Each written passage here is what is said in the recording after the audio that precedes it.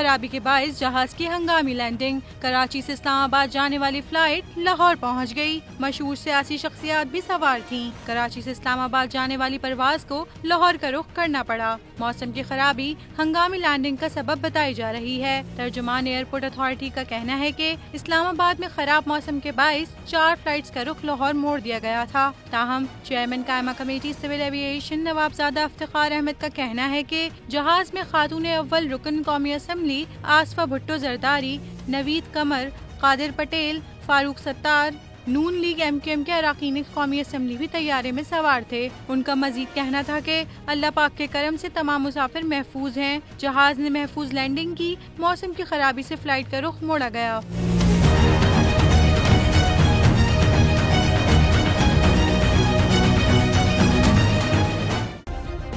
Subscribe करें और bell दबाएं ताकि कोई खबर रह न जाए।